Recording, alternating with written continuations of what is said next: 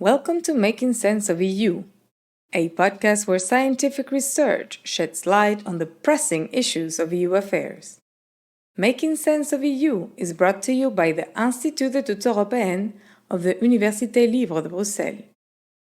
This series on inequality and the European Union is a product of the Jean Monnet Center of Excellence EUqualis and is co-funded by the European Union. My name is Maria Isabel Soldevila, and I am your host.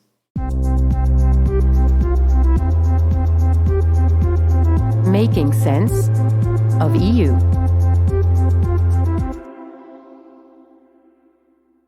Many thanks to all of you for joining us as we try to make sense of the EU.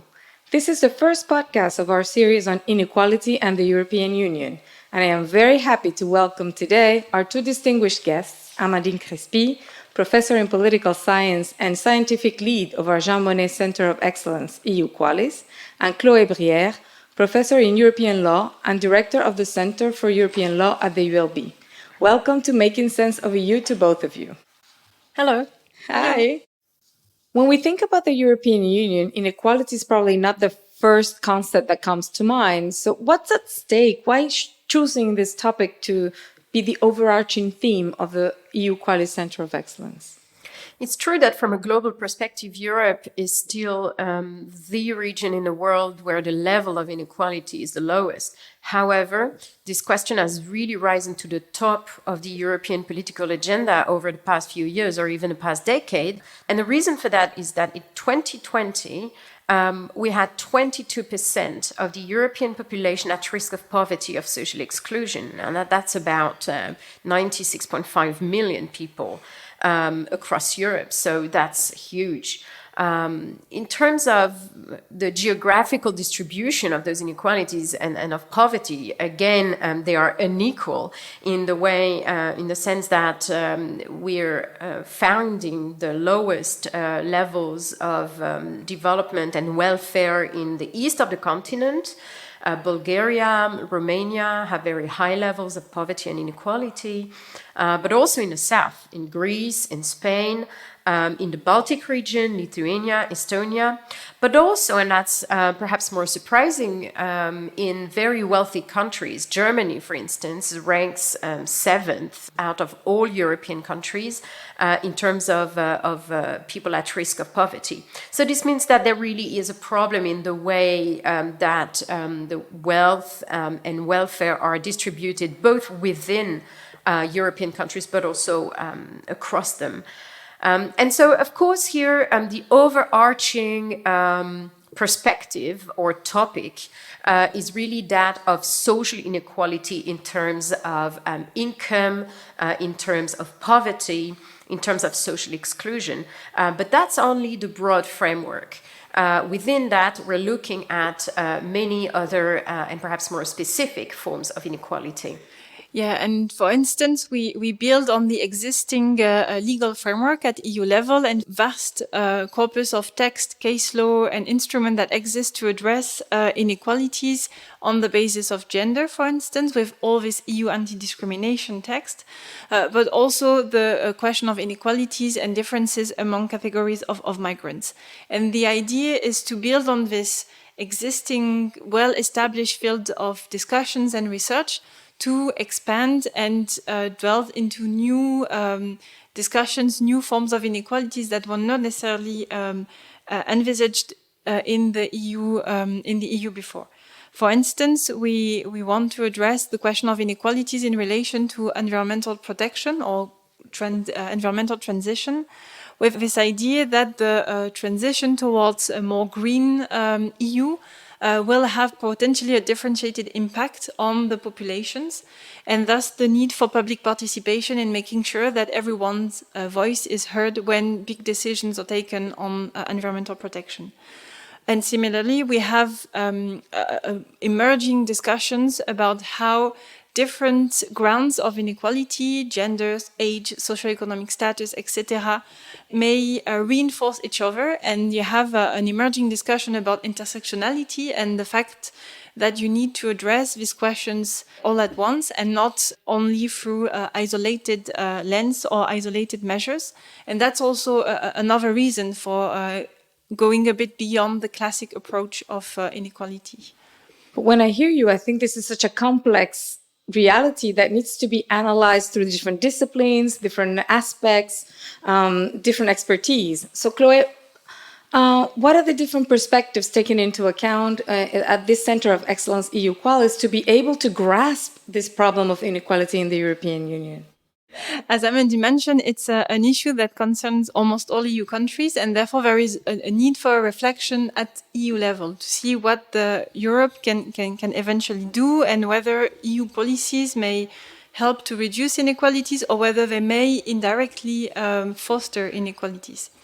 And it can be addressed through various disciplines and topics. The Center of Excellence is an interdisciplinary Center of Excellence. So we have a team of scholars from law, political science, but also health.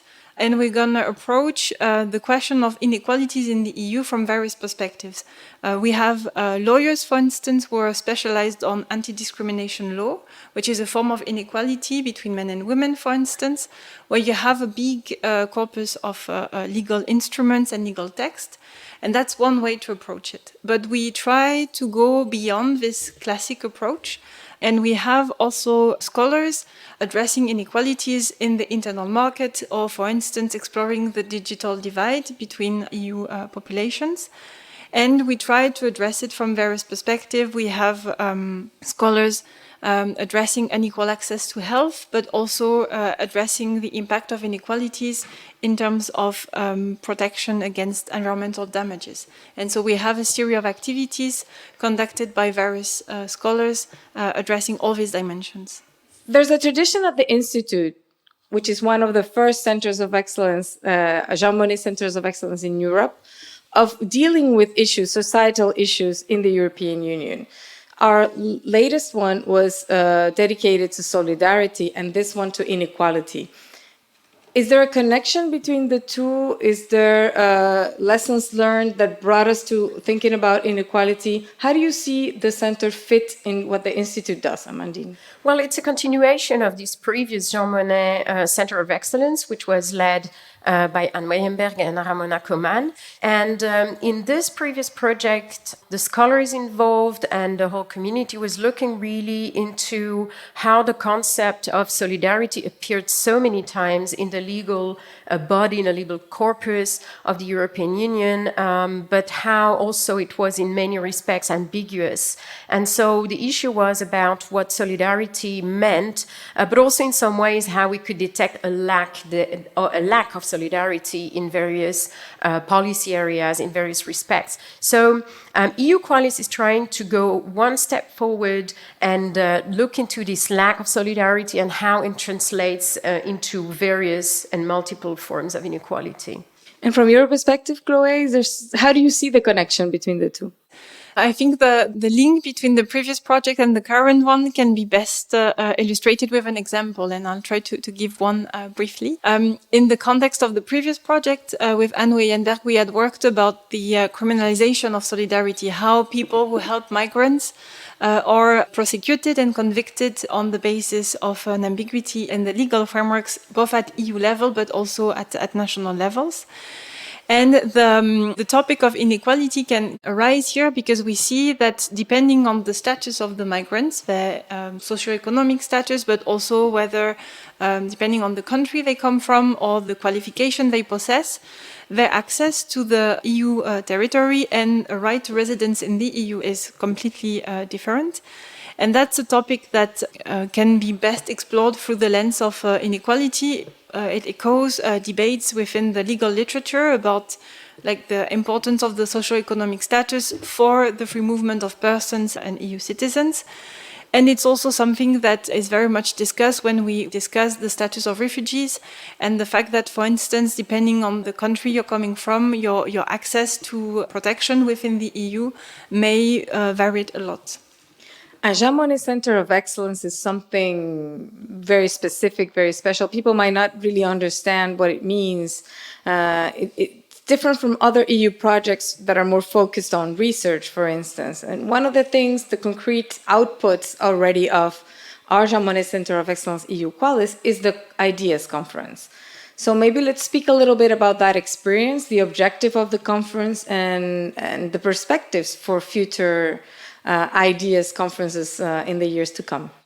The purpose of this conference was really focused on gathering scholars working in an interdisciplinary manner, so scholars from law, political science, political economy, history, from all over Europe, to gather them in Brussels to really focus across various panels with specific topics on this very topic and see what the latest developments had been in the research.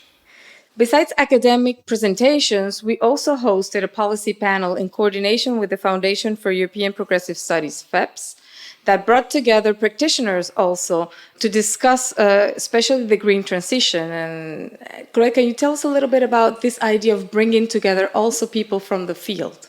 Well, the idea, and that's behind all Center of Excellences that have been hosted at the Institute, is also to not only, as you said, foster research, but also try to build bridges with other communities, other publics. Like we are in Brussels, and so we have the possibility to invite more easily maybe EU civil servants or persons working on EU-related issues within the EU bubble.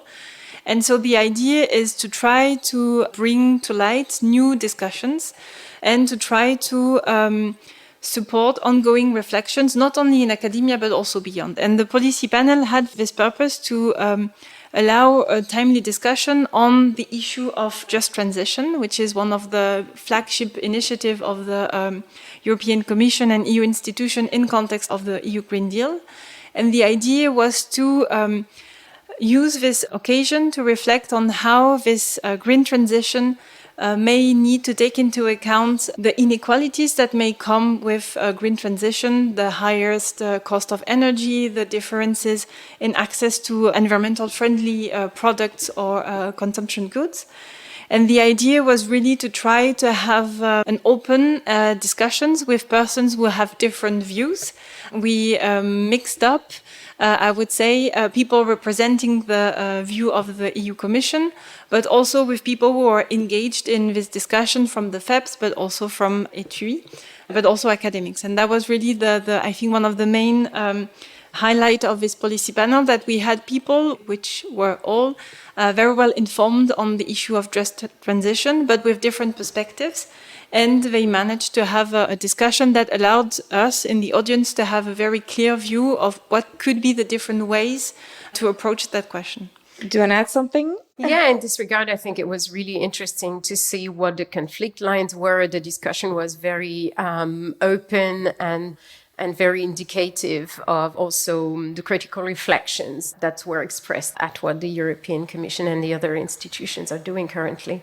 Another highlight was the keynote by Olivier Descuter, who really presented a panorama of inequality in the European Union. If you maybe want to explain a little bit to our listeners what the main points were that were discussed in the keynote. Yeah, I think it was an absolutely fascinating keynote, and we've seen that also with the number of questions and comments that were expressed after his keynote, and a very lively discussion that the audience had with Olivier Descuter.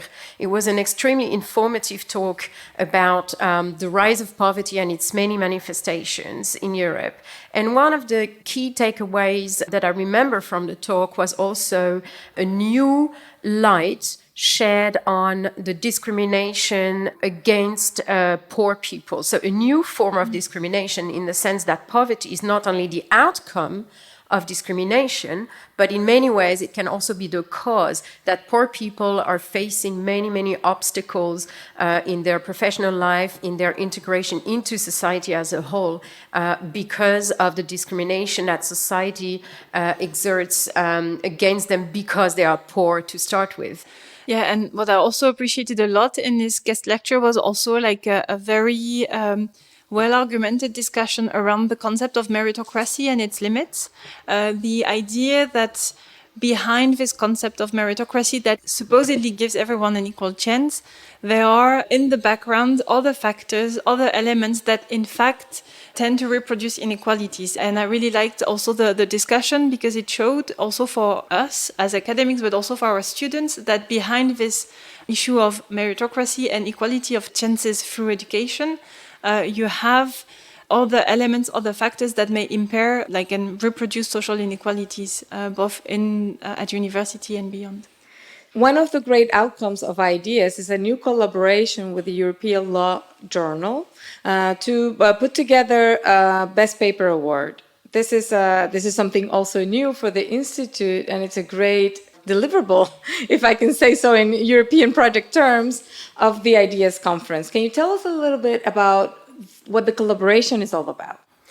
Yeah, so this is a kind of win-win partnership where the European Law Journal is obviously interested in publishing one excellent paper coming out from this conference. And we can also, give perhaps an incentive to the scholars who come to the conference and say, okay, if your paper is really elaborated, is really mature and ready to be published, then we can offer this.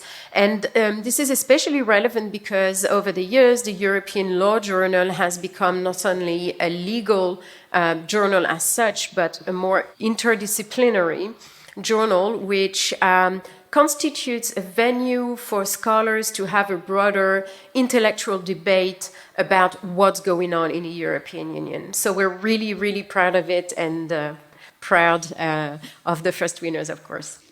And the Best Paper Award and the Ideas Conference are also a relaunch of the traditional biannual conference around the European Union that we share with our sister university, the VUB, that they organize 1 year the European Union in International Affairs, and now for us, it's Ideas. Chloé, maybe a little bit about what to expect for the next Ideas. This next year is going to be EUIA year, and in 24, it's Ideas, if I get it right. The ULB and the Institute have developed a strong collaboration with the VUB and the University of Warwick as well, who are our partners for the Ideas conference. And the idea is, as you said, to abstain from organizing another conference next year because there is the EU in International Affairs. I'm sure many scholars from the ULB will also go and attend it. In 2024, we will organize the second edition of the Ideas Conference. The idea is to use it as a way to conclude, in a way, the Center for Excellence that will run for 3 years, and to offer, once again, an opportunity for scholars from various perspectives, from various disciplines, to come back to Brussels and to continue the exchanges that we started this year. I have a question for both of you, so feel free to interact on it. I'm sure people are wondering how they can take part of the Center of Excellence. I mean, this is something that can involve students, researchers, non-academic partners. How can the IE community participate in the different activities organized by EUqualis? Well, there will be a number of specific activities directed at our students. So, for instance, we will have EU law clinics. We will have also activities organized for the broader academic community at ULB, for instance, an exhibition on migrations. We will have a number of dissemination activities. So I think that the communication and the visibility of the project will be good enough for everybody to be able to hear about it and take part and learn about the outcomes at some point. We'll try. Chloé, anything you want to say to your own students, for instance? There will be plenty of opportunities for the EU community to join the activities of EUqualis in the coming years. As an example, in the autumn already, we have 2 guest lectures that will be organized and open to students, but also to the general audience by 2 colleagues that will address the issue of inequalities in access to health and inequalities in the field of environmental protection. So it would be a continuation, in a way, to some of the debates that were initiated in the Ideas Conference. And we have a whole series of activities, as Amandine mentioned, the exhibition, and the EU also regularly hosts events and forums for discussion. So I'm sure the topic of inequalities will pop in will pop in regularly in our events. So I think we have a teaser for next year, for this academic year 22-23. Lectures on different topics that are, in one way or another, representing this interdisciplinarity. There are main lines of thought. We're thinking about the environment, we're thinking about health, we're thinking about poverty, the right of migration, the internal market. Are there other themes that people can expect to see and to hear about in the upcoming years within the EUqualis Center of Excellence? Yes, so of course our attention goes also particularly to what the EU institutions as such are doing, for instance, in the field of social regulation, so the social policy action of the European Union. So this concerns, for instance, a series of legislative initiatives. I can mention, for instance, directives like the one on minimum wages or the directive on work-life balance. There's also an ongoing initiative being negotiated about the regulation of the social rights of platform workers, so people working for Deliveroo and Uber and these kind of things that are really topical and burning issues in terms of social rights and inequality at European scale right now. And so this will also be considered in a broader perspective about social citizenship at European level. Can we consider that we do have something like a proper, genuine social dimension of European citizenship beyond, just the right of free movement and the right to vote in the European Parliament election? So that will be for sure a very, very exciting avenue for our coming research. Thank you very much for this conversation, Amandine Crespy and Chloé Brière, and thanks to all of you for joining us today. We promise to keep trying to make sense of the EU as we continue the conversation on inequality from the perspective of the environment, of health, of the EU's external action, among many other topics. Don't forget to sign up and stay tuned.